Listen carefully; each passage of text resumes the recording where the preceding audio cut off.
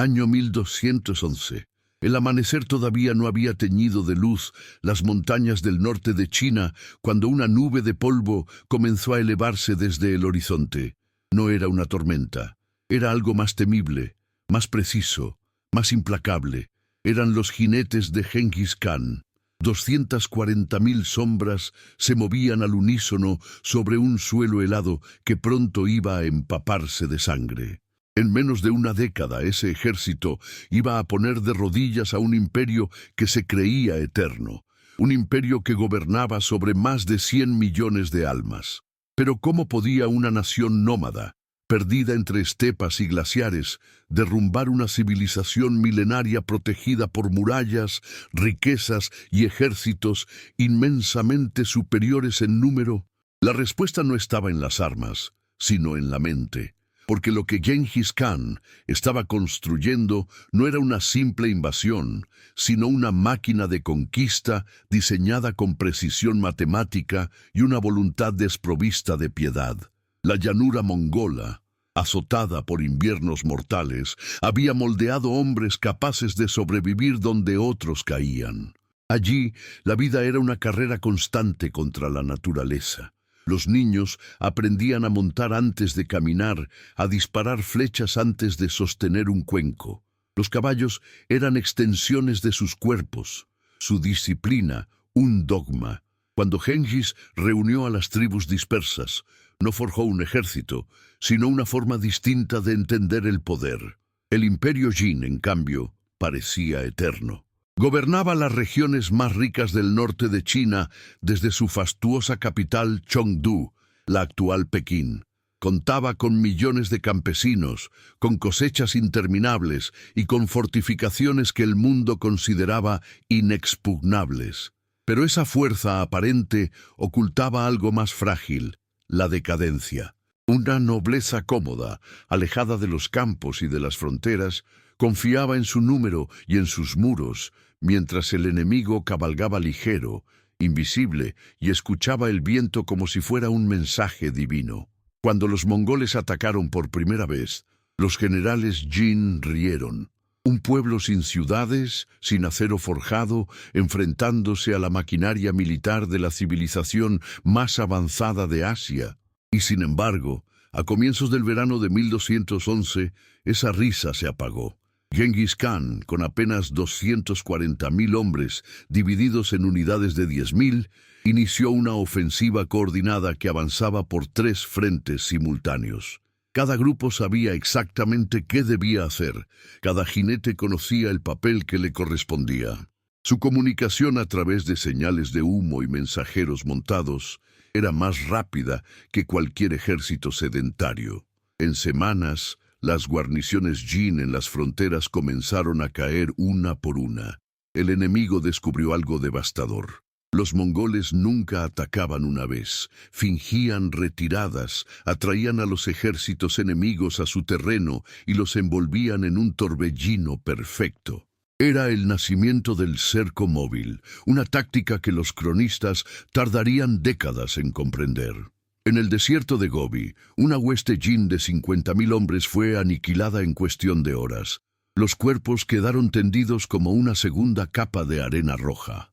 Nadie entendía cómo una fuerza tan pequeña podía moverse con tal rapidez, ni cómo resistía jornadas enteras sin descanso.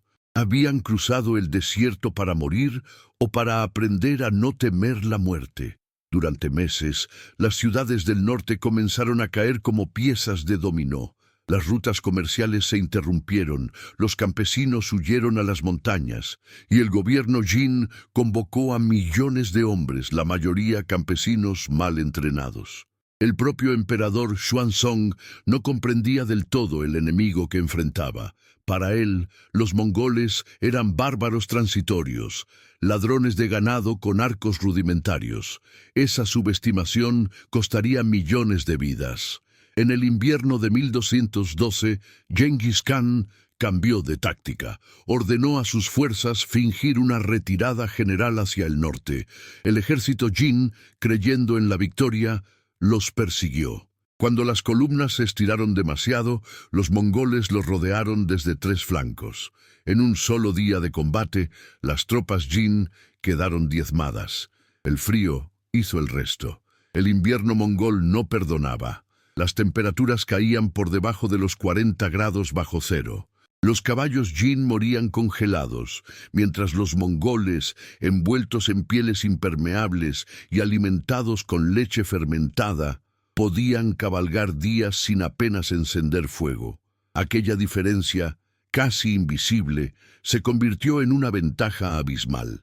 ¿Era realmente la fuerza la que decide los imperios o el hábito del sufrimiento? En 1213, los mongoles regresaron más fuertes. Habían aprendido el arte de los asedios capturando ingenieros chinos y persas. Con catapultas, rampas y balistas, comenzaron a derribar las murallas una tras otra. Las ciudades que resistían eran arrasadas. Ninguna compasión, ninguna pausa. Gengis Khan ofrecía siempre la misma alternativa: rendición y vida o resistencia y exterminio. Millones eligieron la primera, sabiendo que la segunda era una condena segura. En la primavera de 1215, Chengdu fue sitiada. Durante 2 meses, el cielo estuvo cubierto de humo. Los canales se tiñeron de ceniza. Cuando las puertas finalmente cedieron, la capital Jin ardió día y noche. Era el final de una era. Sin embargo, Gengis Khan no se detuvo allí. Su ambición no conocía fronteras. Mientras la capital inmolada aún humeaba, ya planeaba el siguiente paso. No conquistar, sino reordenar el mundo. ¿Podía un hombre nacido en la estepa crear un imperio duradero sobre pueblos que jamás habían oído su nombre? El destino del continente entero iba a responder esa pregunta. Poco después de la caída de Chengdu, el rugido mongol se alzó sobre toda Asia. Las caravanas del desierto comenzaron a hablar de sombras que devoraban ciudades y de un líder que decían protegido por los dioses del trueno. Gengis Khan envió emisarios a cada reino de su frontera exigiendo sometimiento. Algunos obedecieron de inmediato. Otros, convencidos de que la tormenta se disiparía, se atrevieron a desafiarlo. Ninguno sobrevivió. A más de 500 kilómetros hacia el oeste, los ejércitos Jin reorganizaban las defensas. El nuevo comandante, Wanyan Chengyu, reunió lo que quedaba de las fuerzas imperiales, más de 500,000 de soldados. Pero la guerra ya había cambiado. Los mongoles no combatían por terreno, sino por movimiento. Allí donde los Jin colocaban fortificaciones, los jinetes simplemente las rodeaban, cortando alimentos, comunicaciones y esperanza. Cuando el cerco se cerraba, la rendición era cuestión de días. En menos de 3 años, más de 20 ciudades amuralladas desaparecieron del mapa. Los cronistas hablaban de silencio total, como si aquel ejército no dejara atrás ni ecos. El propio emperador Jin, desesperado, trasladó su corte hacia Kaifeng con apenas una fracción de su población. La gente huía hacia el sur. En medio del caos, las historias sobre los jinetes crecían hasta volverse mitología. Hombres que podían disparar 6 flechas antes de que un infante recargara una sola. Caballos capaces de recorrer 100 kilómetros sin perder el ritmo. Trompetas que sonaban de noche anunciando ataques que nunca llegaban. La guerra se había convertido en terror. Mientras tanto, Gengis Khan aplicaba una ley invisible: recompensar la lealtad con poder y la traición con aniquilación. Por eso, las tribus conquistadas podían prosperar bajo su mando, siempre y cuando aceptaran su autoridad absoluta. Esa política de integración le ofrecía algo que ningún imperio sedentario había tenido: soldados de todas las razas, hablantes de docenas de lenguas, unidos por un único código. ¿Era aquel bárbaro realmente un destructor o estaba creando un nuevo orden? Hacia 1220, la presión sobre el imperio Jin se volvió insoportable. Los mongoles habían adoptado tecnologías chinas para alimentar su guerra: catapultas, torres de asedio, ballestas reforzadas. El equilibrio se había invertido. Ya no era un pueblo nómada contra un imperio, sino un imperio nómada, devorando civilizaciones fijas. Las antiguas murallas que alguna vez habían detenido el avance de pueblos enteros ahora eran trampas mortales. Ninguna fortificación podía contener una movilidad que no entendía de límites. En ese contexto, hasta el clima parecía aliado de los invasores. Los inviernos secos permitían desplazarse más rápido, y los veranos, cuando el enemigo se refugiaba en ciudades, eran aprovechados para atacar de improviso. La derrota definitiva del Imperio Jin llegó en 1234, años después de la muerte de Genghis Khan, bajo el liderazgo de su hijo Ögödei. Los últimos defensores fueron rodeados cerca de Kaifeng. Los sobrevivientes del Consejo Imperial se rindieron llorando. La bandera Jin, que había ondeado sobre millones de kilómetros cuadrados durante más de un siglo, cayó en silencio. En menos de 2 décadas, 240.000 jinetes habían desmantelado una maquinaria política que gobernaba sobre 100 millones de personas. Un número que, en términos relativos, representa la mayor desproporción de fuerzas victoriosas en la historia militar. ¿Fue esa victoria el triunfo del genio o el castigo de la decadencia? El impacto resonó mucho más allá de Asia. Rutas comerciales enteras cambiaron de curso, pueblos enteros desaparecieron del mapa y las fronteras del mundo conocido se expandieron hasta el Adriático. Genghis Khan no solo destruyó imperios, los conectó. Su administración estableció un sistema de mensajerías que permitió comunicar ciudades separadas por miles de kilómetros en cuestión de días. Monedas, tecnología y conocimiento circularon con una velocidad inédita. Detrás del fuego había orden, detrás del miedo método. La destrucción era solo el instrumento visible de una transformación continental, y sin embargo el precio humano fue inconmensurable. Millones murieron.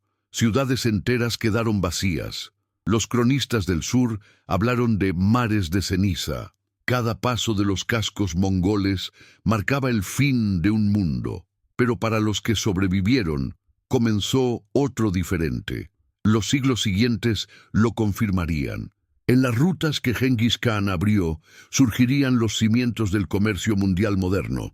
Desde las planicies de Mongolia hasta las costas del Mediterráneo, todo quedaría conectado por líneas invisibles de poder. Así terminó el Imperio Jin, y con él, la idea de que el número garantiza la supervivencia, porque el número no era fuerza, y la fuerza no era suficiente sin propósito, lo que los 240 y 000 jinetes enseñaron al mundo fue que la disciplina y la adaptación pueden someter incluso al gigante más blindado. En el silencio posterior a la última batalla, mientras el humo se disipaba sobre las ruinas, solo quedaba una pregunta flotando entre las cenizas. ¿Cómo puede algo tan pequeño cambiar para siempre el destino de tantos? La respuesta, quizá, sigue siendo la misma que en el amanecer de aquel primer día de guerra. Todo lo que nace de la necesidad y del fuego es imposible de detener. Si esta historia te ha hecho ver el pasado con otros ojos, recuerda unirte a nuestra comunidad y activar las notificaciones, porque las huellas de la historia aún cabalgan y su eco no ha terminado de hablar. La caída del Imperio Jin no fue el final de la tormenta mongola, sino su expansión más feroz. Mientras las cenizas de Kaifeng aún flotaban en el aire seco del otoño de 1234, Ögödei, el hijo de Genghis Khan, ya dirigía la mirada hacia horizontes más lejanos.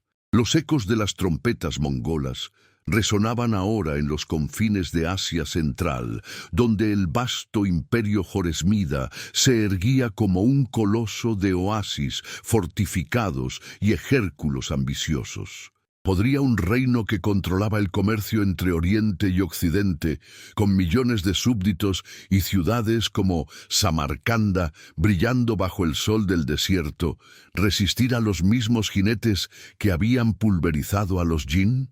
La respuesta llegaría envuelta en arena y sangre, demostrando que la conquista mongola no conocía saciedad. Ögödei, un guerrero de complexión robusta y ojos que parecían perforar el alma, reunió a los generales más leales de su padre. Sabía que el Joresmida, gobernado por el Shah Muhammad II, era un adversario diferente, no un imperio decadente, sino uno vibrante, con caballería pesada acorazada y arqueros turcos entrenados en las dunas del Amu Daria. Pero el Shah cometió el error fatal en 1218, cuando ordenó la ejecución de una caravana mongola en Otrar, matando a cientos de comerciantes y un emisario de Genghis. Aquel acto, nacido de la arrogancia, encendió la mecha. Genghis, furioso, juró venganza. En el verano de 1219, con 200 jinetes, cruzó el desierto de Karakum, un mar de arena donde las temperaturas diurnas superaban los 50 grados y las noches helaban los huesos. Los caballos mongoles, resistentes al hambre extrema, bebían de pozos improvisados mientras el enemigo esperaba en ciudades muradas. La primera ciudad en caer fue Otrar, la misma que había provocado la ira. Durante 5 meses, desde febrero hasta abril de 1220, los mongoles rodearon sus murallas de adobe reforzado con torres de 30 metros. El gobernador, Inalchuk, un pariente del Shah, se burlaba desde lo alto, confiado en sus reservas de grano. Pero los mongoles, maestros del asedio, construyeron rampas con miles de prisioneros y catapultas que lanzaban fuego griego capturado de los chinos. El hedor a carne quemada impregnó el aire cuando las murallas cedieron el 16 de abril. Inalchuk fue ejecutado fundiéndole plata fundida en los ojos y oídos, un castigo que se convirtió en leyenda. La ciudad ardió durante días, sus 100.000 habitantes reducidos a sombras en las dunas. ¿Era venganza o advertencia? Para los mongoles, ambas cosas eran lo mismo. Mientras tanto, el Shah Muhammad huyó hacia el oeste, abandonando su capital de Balkh. Creyó que sus vastos dominios, desde el Caspio hasta el Indo, lo protegerían. Pero Ögödei y sus hermanos dividieron el ejército en 4 columnas, cada una de 40.000 hombres, moviéndose como dedos de una mano gigante que estrangulaba el corazón del imperio. Una columna arrasó Samarcanda en marzo de 1220. Sus bazares de seda y especias se convirtieron en hogueras, y 30.000 artesanos fueron esclavizados para servir a la horda. Otra tomó Bujará, donde los mongoles obligaron a la población a destruir sus propias murallas antes de masacrarlos.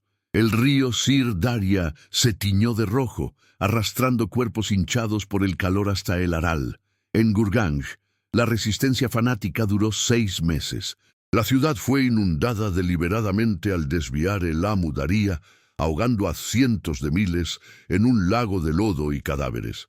El Shah, acosado, buscó refugio en una isla del Caspio, cerca de Astara, en el invierno de 1220. Allí, solo con un puñado de guardias, murió de pleuritis el 11 de enero de 1221, dejando un imperio en ruinas. Su hijo Jalal al-Din, un joven de 24 años, valiente pero imprudente, heredó el caos. En noviembre de 1221, cerca del río Indo, Jalal reunió 60.000 hombres y desafió a Genghis en la batalla del río Indo. Los mongoles, superados en número, fingieron pánico y retrocedieron hacia las colinas áridas de Punjab. Jalal mordió el anzuelo, lanzando su caballería pesada al ataque. Entonces, desde las alturas, 20.000 arqueros mongoles desataron una lluvia de flechas que oscureció el sol. En minutos, miles de caballos joresmidanos cayeron, pateando el polvo seco. Jalal escapó a nado, pero su ejército se disolvió. Aquella derrota selló el destino del imperio. En 2 años, 240, 000 jinetes habían aniquilado a un coloso que gobernaba 100 millones de almas dispersas en oasis y estepas infinitas. La campaña no terminó allí. Los mongoles penetraron en el subcontinente indio, saqueando Lahore y Multán en 1221-222.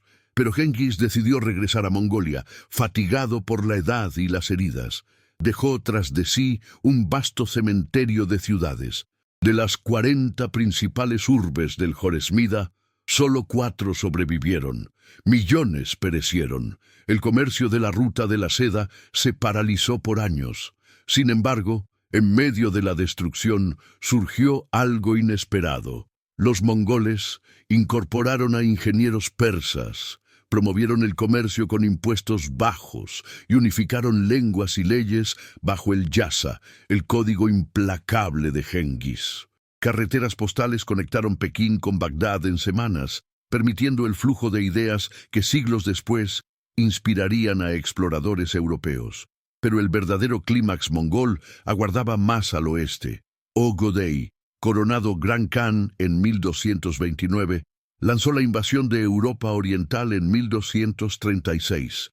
Batu Khan, nieto de Genghis, con 120.000 jinetes, arrasó los principados rusos. En la batalla del río Sit, el 4 de marzo de 1238, 80.000 rusos fueron masacrados en la nieve. Kiev cayó en diciembre de 1240, sus catedrales profanadas y sus calles vacías.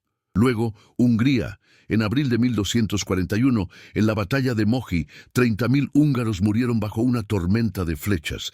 Los mongoles cabalgaban sobre pantanos helados del Tisa, sorprendiendo campamentos enteros al amanecer. Europa tembló. El Papa Inocencio IV envió emisarios suplicando paz. Solo la muerte de Ögödei en diciembre de 1241 detuvo la horda en las puertas de Viena. El legado de aquellos 240.000 jinetes trascendió la sangre. Crearon el Imperio Mongol, el más grande contiguo de la historia, abarcando 24 millones de kilómetros cuadrados y conectando Eurasia como nunca antes. La peste negra viajó por sus rutas en 1347, matando 50 millones, pero también se difundió la pólvora, el papel moneda y el compás. Genghis, nacido Temujin en 1162 cerca del río Onón, transformó su pobreza en dominio universal mediante meritocracia. Nobles o plebeyos, todos servían por habilidad, no por nacimiento. Sus generales como Subutai, el invicto táctico que recorrió 100 kilómetros en campañas, o Hebe, el flecha veloz, humanizaban la máquina. Subutai perdonaba a enemigos valientes. Hebe cazaba con halcones en las estepas. ¿Qué hacía invencibles a estos hombres? No solo arcos compuestos que perforaban armaduras a 300 metros, ni caballos de repuesto que permitían marchas de 100 kilómetros diarios. Era la unidad. Túmens de 10.000, divididos en mingans de 1. Tercero, sin lazos tribales que dividieran lealtades. Frente a imperios de millones, su velocidad era letal. Atacaban, desaparecían, reaparecían donde menos se esperaba. En Bagdad, 1258, Hulagu destruyó el califato abasí con 200.000 hombres, matando 800.000 en una semana.